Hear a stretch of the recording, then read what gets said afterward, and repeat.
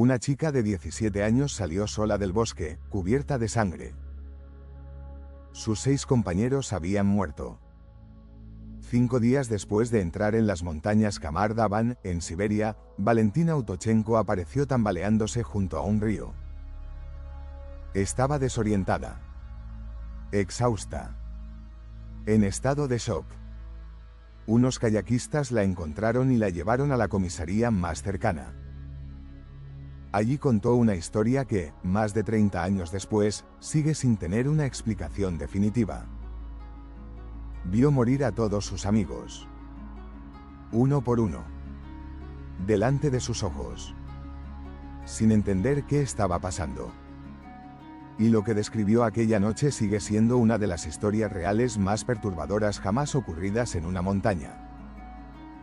El 2 de agosto de 1993, 7 excursionistas partieron del pueblo de Murino, al sur de Siberia. La líder del grupo era Lyudmila Korovina, de 41 años. No era una guía cualquiera. Era instructora de montaña con décadas de experiencia y poseía el máximo título soviético en senderismo. Llevaba años llevando grupos por estas montañas. Conocía cada paso, cada ladera, cada cambio de clima. Sus alumnos la describían como una mujer dura, exigente, pero brillante. Alguien en quien podías confiar tu vida. Con ella iban 6 de sus alumnos. Sacha tenía 23 años y era el más cercano a Lyudmila, su alumno favorito, el más experimentado del grupo. Tatiana tenía 24 y era la más tranquila, la que siempre encontraba el momento para reír. Denis tenía 19 y era el más callado. Valentina tenía 17 y era la más joven después de Victorilla, de 16, y Timur, que con solo 15 años era el más pequeño del grupo. Todos llevaban meses entrenando juntos para esta excursión. No eran principiantes. No estaban improvisando. Se conocían bien, confiaban los unos en los otros, y confiaban en Lyudmila por encima de todo. Nada hacía pensar que aquella excursión terminaría en tragedia. Los 2 primeros días transcurrieron con normalidad. El grupo avanzaba rápido y el tiempo acompañaba. Cruzaron el río Langutai, ascendieron hacia el paso de las puertas Langutai y llegaron al pico Retransliator con tiempo de sobra. Lyudmila estaba satisfecha. El grupo rendía bien. Todo iba según el plan. Pero el 4 de agosto, mientras comenzaban el descenso, el clima cambió de forma repentina. Una tormenta violenta cubrió la montaña sin apenas aviso. Lluvia intensa. Viento fuerte. Temperatura cayendo en picado. Tuvieron que acampar de urgencia en una ladera expuesta, sin protección suficiente. Esa noche intentaron encender una hoguera. No lo consiguieron. Durmieron empapados, con el viento golpeando las tiendas, en una de las noches más duras de la expedición. A la mañana siguiente del 5 de agosto, el tiempo mejoró ligeramente. Consiguieron hacer fuego. Desayunaron juntos. Lyudmila revisó el equipo y decidió continuar el descenso. El grupo estaba cansado pero en pie. Ese desayuno fue el último momento normal que vivieron juntos. Mientras descendían por la ladera, Sacha empezó a gritar. Sin previo aviso. Sin que nada lo anticipara. Un grito que cortó el silencio de la montaña. Y cayó al suelo. Según Valentina, estaba sangrando por los ojos, por los oídos y por la nariz. Convulsionaba sin control. Lyudmila corrió hacia él. Y entonces ella comenzó a sufrir los mismos síntomas. Sangrado. Espuma en la boca. Convulsiones violentas. Cayó sobre Sacha. Tatiana se agarró la garganta con las 2 manos, como si no pudiera respirar, como si algo invisible le estuviera cerrando el paso del aire. Corrió hacia una roca cercana y comenzó a golpearse la cabeza contra ella. Una vez. Y otra. Y otra. hasta que quedó inmóvil. Denis se escondió detrás de una roca. Timur y Victorilla echaron a correr ladera abajo. Pero ambos cayeron a los pocos metros. Valentina los vio desde donde estaba. Los vio arrancarse la ropa. Los vio escupir sangre. Los vio desplomarse. Denis salió de detrás de su roca. Miró a Valentina a los ojos. Y cayó al suelo. En cuestión de minutos, 6 personas habían muerto. Valentina era la única que seguía en pie. Y no sabía por qué. No sabía qué había pasado. No sabía si lo que había matado a sus amigos iba a matarla a ella también. Solo sabía que estaba sola. En una montaña de Siberia. Rodeada de cuerpos. Y que tenía que correr. Huyó ladera abajo sin mirar atrás. Pasó 5 días sola en aquellas montañas. 5 días sin comida suficiente. 5 días durmiendo en el bosque, escuchando cada sonido, sin saber si el peligro seguía cerca. Cada vez que cerraba los ojos veía a Sacha cayendo. Veía a Lyudmila convulsionando. Veía a Tatiana golpeándose la cabeza contra la roca. Veía a Denis mirándola antes de caer. Había momentos en que se preguntaba si ella también estaba muriendo lentamente, si algo en su cuerpo estaba fallando sin que lo notara todavía. Hubo momentos en que no supo si seguir moviéndose o quedarse quieta. Si buscar agua o evitarla por si el agua era la causa. Si el aire era seguro o si cada respiración la acercaba más al mismo final que sus amigos. 5 días tomando decisiones sin información. 5 días sobreviviendo sin saber cómo. El 10 de agosto, unos kayakistas que navegaban por un río al pie de las montañas vieron algo en la línea de árboles. Una figura.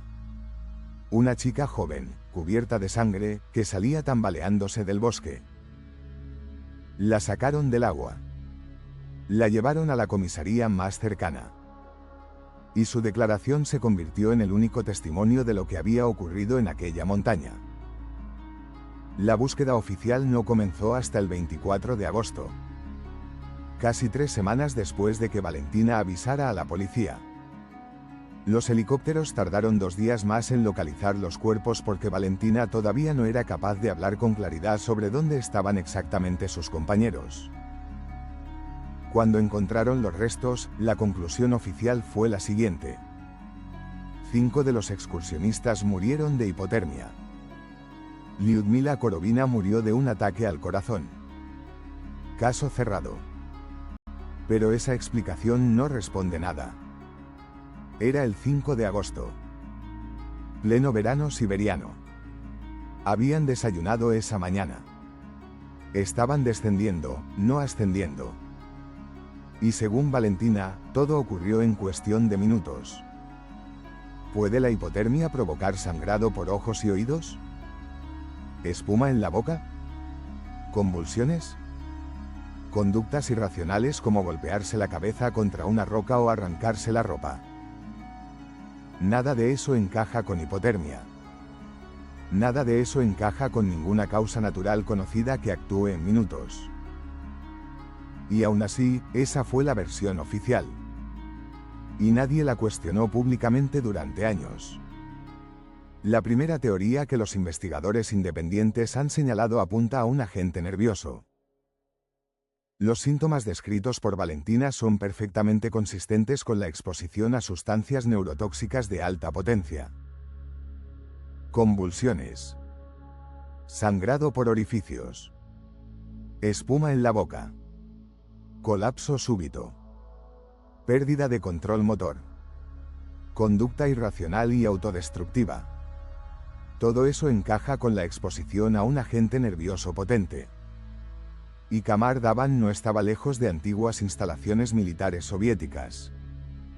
El Novichok es una familia de agentes nerviosos desarrollada en secreto por la Unión Soviética.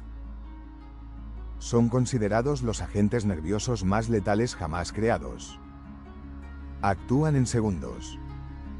Atacan el sistema nervioso central, bloquean las señales entre el cerebro y los músculos, provocan convulsiones, hemorragias internas, pánico extremo, conducta errática y muerte en minutos. El lago Baikal, a pocos kilómetros de Kamar-Davan, era conocido durante la era soviética como vertedero de residuos industriales y militares. Si alguna de esas sustancias llegó al agua que bebió el grupo durante la tormenta, o se concentró en algún punto de la ladera donde descansaron aquella noche, podría explicar las muertes.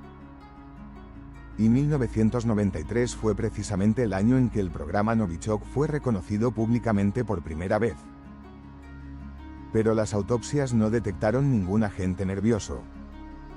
Ningún veneno externo de ningún tipo. Lo que significa una de dos cosas. O las autopsias fueron honestas y esta teoría es incorrecta. O las autopsias no dijeron todo lo que sabían. En 1993, en Rusia, la Unión Soviética acababa de colapsar. Las instituciones estaban en caos. Los recursos forenses en Siberia eran limitados. Y ciertos temas relacionados con el programa de armas químicas soviético no eran precisamente algo que las nuevas autoridades rusas quisieran investigar públicamente. No digo que hubo encubrimiento. Digo que no podemos descartarlo. La segunda teoría es el infrasonido. Ondas sonoras de frecuencia tan baja que el oído humano no puede percibirlas. No las escuchas. No las ves. No puedes detectarlas sin instrumentos específicos. Pero tu cuerpo las siente. En dosis altas, el infrasonido puede causar desorientación severa, pánico extremo, alucinaciones vívidas, sensación intensa de presencia o peligro, alteraciones cardíacas graves y en casos extremos daño en órganos internos. Estudios realizados en la Universidad de Maguncia han demostrado que incluso una hora de exposición a infrasonido puede causar daño fisiológico significativo. El viento fuerte sobre ciertas formaciones montañosas puede generar infrasonido de forma natural. Y había viento fuerte en Kamar-Davan durante esos días. El comportamiento del grupo encaja con esta teoría. El pánico súbito. Las autolesiones. La conducta completamente irracional. La pérdida total de control. Y si el infrasonido cesó poco después, no habría dejado ninguna huella detectable en las autopsias. Valentina estaba más alejada del grupo en el momento en que todo comenzó. Quizás en un punto de la ladera donde la intensidad era menor. Quizás por eso sobrevivió. O quizás no, nadie lo sabe. Y luego está el silencio de Valentina. Después de su declaración inicial en la comisaría en 1993, Valentina Autochenko desapareció de la vida pública. No dio entrevistas. No habló del tema. No participó en ninguna investigación posterior. Durante 25 años, silencio absoluto. En 2018, una periodista consiguió localizarla. La primera reacción de Valentina fue hostil. Le preguntó a la periodista por qué seguía sacando esto. Le dijo que era una pesadilla que había cargado durante décadas. Que ni siquiera se lo había contado a su marido. Que había vivido todos esos años intentando olvidar algo que no podía olvidar. Cuando finalmente habló, algunos detalles de su relato habían cambiado respecto a la declaración de 1993. En 1993 dijo que hubo sangre. En 2018 dijo que no había sangre. En 1993 dijo que hubo gritos. En 2018 dijo que no hubo gritos. Hay quien interpreta esas contradicciones como trauma. La memoria bajo estrés extremo no es fiable. La mente borra, distorsiona, reescribe los recuerdos que no puede sostener como mecanismo de supervivencia. Hay quien interpreta esas contradicciones de otra manera. Yo no sé qué pensar. Y creo que esa es la única respuesta honesta posible aquí. El caso de Kamar-Davan ha sido comparado repetidamente con el paso Dyatlov. Montaña. Siberia. Muertes inexplicables. Jóvenes. Versión oficial insatisfactoria. Pero existe una diferencia fundamental que lo hace todavía más perturbador. En Dyatlov no hubo supervivientes. Aquí sí. Y eso debería significar que tenemos respuestas. Pero Valentina Autochenko fue la única que vio lo que pasó. Y su testimonio, en lugar de cerrar el caso, lo deja más abierto que nunca. Porque lo que ella describió no tiene explicación. No todavía. El 5 de agosto de 1993, 6 personas murieron en cuestión de minutos en las montañas Kamar Daban. Una chica de 17 años sobrevivió. Pasó 5 días sola en la montaña con los cuerpos de sus amigos en algún punto detrás de ella. Salió cubierta de sangre. Habló una vez. Y luego guardó silencio durante décadas. No sabemos qué mató a sus compañeros. No sabemos por qué ella sobrevivió. No sabemos si la versión oficial dijo toda la verdad. Pero sí sabemos algo. Valentina Autochenko vio lo que ocurrió aquel día. Y nunca ha podido, o nunca ha querido, contarlo por completo. Y eso es lo más aterrador de toda esta historia. Y lo más inquietante de todo es que nadie ha podido explicarlo. Pero esto es real.